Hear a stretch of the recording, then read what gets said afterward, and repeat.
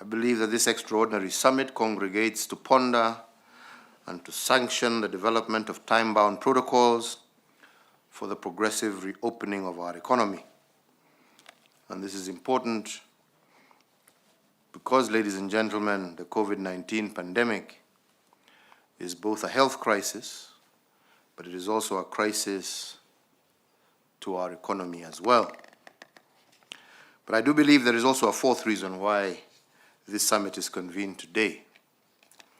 A reason I didn't really mention in my address when I spoke last Saturday. And that is, whenever this summit sits, the conscience of the entire nation is called to order. The party affiliations and political dynamics of the moment are put asunder. When this summit sits, its only business is Kenya. No party affiliations. We are encouraging social distancing, but here we are encouraging no political distancing and no ethnic divisions. The summit becomes the heart and soul of our republic, and that's why the pronouncements of this gathering, whenever we meet, become articles of our faith, our common faith in our country. These are articles which affirm the whole cannot exist without its separate parts, and the separate parts equally cannot exist without the whole. When faced with crises like this COVID-19 pandemic, these articles of faith remind us that the national government cannot exist alone, because it will tire. But equally, neither can county governments exist alone. They will ultimately, equally expire. But if we work together in partnership and in fellowship with each other, guided by a shared vision to make lives better for our people, no pandemic is too big for Kenya, be it natural or, for that matter, economic.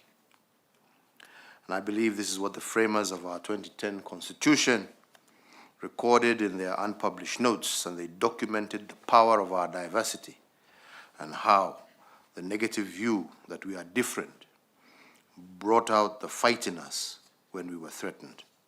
And they call this feature the 47+1. Then they told us that faced with any challenge, the 47 county governments plus the national governments are unbeatable if they work together, meaning that nothing is impossible if we pull together in the same direction. And in this regard, I invite you as elected governments to partner with my national government in the fight against this pandemic. And if we do so, I do believe we will reverse this tide and leave our print on the right pages of history. There is a lot of pressure for us to reopen the country. We have given ourselves 30 days additional, and we have done this in order to ensure that our citizens remain safe.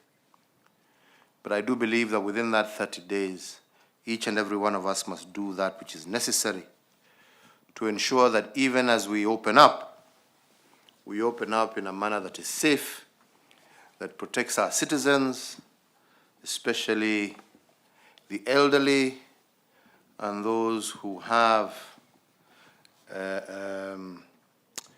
other ailments and ills that would be ready victims for this enemy of ours if we were to open up without a proper plan.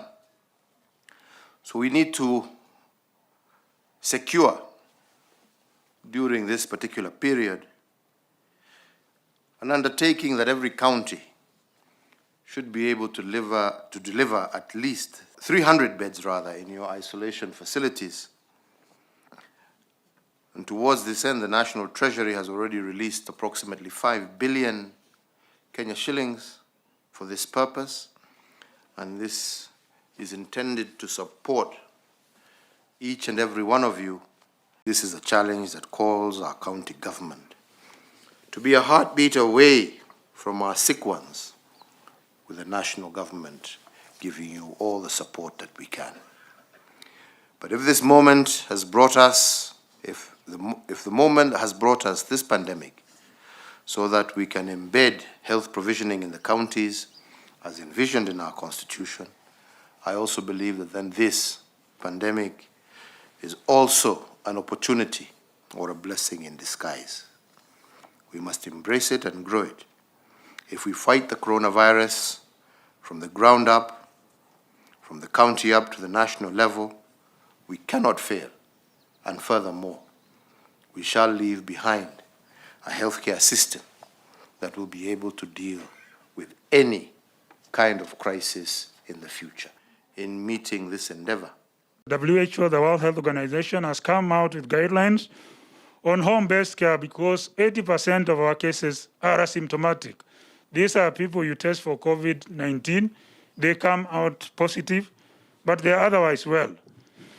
And in view of the surge in case of in numbers, it is imperative that then we develop home-based care guidelines, which we have done even previously for other infectious diseases like HIV/AIDS.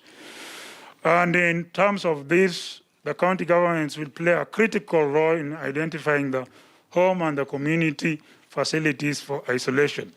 This has been worked on by our case management team to be able to develop models which will work for our people.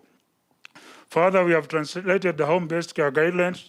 We are in the process of translating it into our dialect Kiswahili so that our people can be able to understand it better.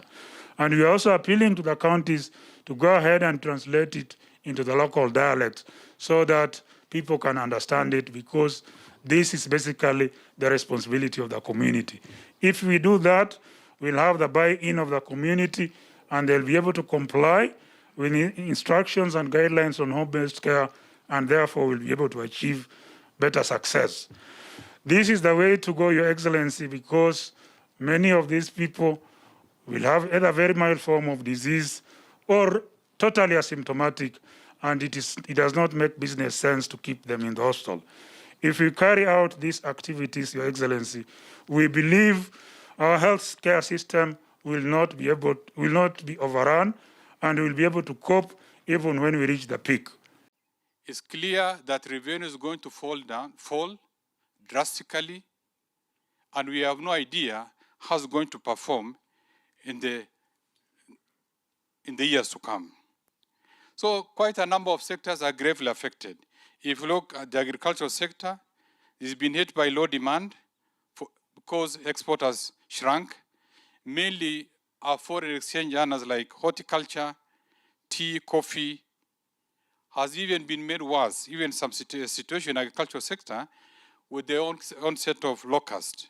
The manufacturing sector, there's low demand, there's a reduction of import of raw materials and other intermediate goods. The financial sector, there is reduced diaspora remittance. There's capital flight as a result of foreigners withdrawing their capital. There's reduced investment inflows.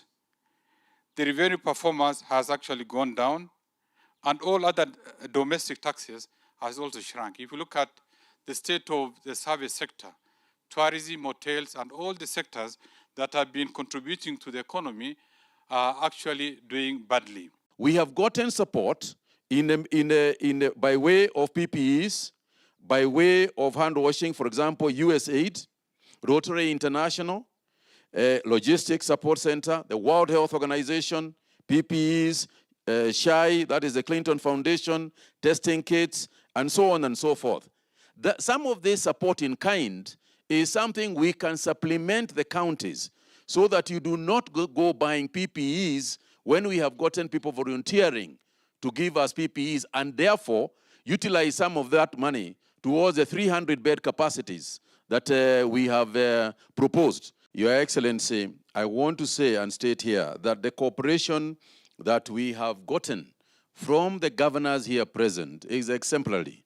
And Your Excellency, we have worked hand in hand with each and everyone sitting in this room, because there is no county that has not been touched in one way or another. Even the ones that have not experienced any cases have been touched because of the preparations that they have been making. A lot of the handwork is essentially at the county level. We have seen various degrees of success and admittedly failures as well in some areas. We have seen, Your Excellency, truck drivers create challenges that we had not, that were unforeseen before. But I must say that similarly, even when the challenges come, we have worked together. We have not assigned blame. We have worked together to see that we overcome those challenges. On containment measures rolled out towards breaking the chain of transmission of the coronavirus disease, county governments have put in place restriction guidelines of social distancing, including the social gatherings at markets, hotels, churches. Implementation mechanism and adoption of guidelines, regulation, and protocol developed by the Minister of Health. Trained cumulatively 16,214 healthcare workers in various cadres on COVID-19 case. Procured PPEs in addition to supplies from the national government through KEMSA. However, we note that the PPE kits are still not adequate, and there is need to acquire more, particularly as the cases continue to surge. A total of 6.2 billion of county budget counties have been reallocated towards COVID-19 response.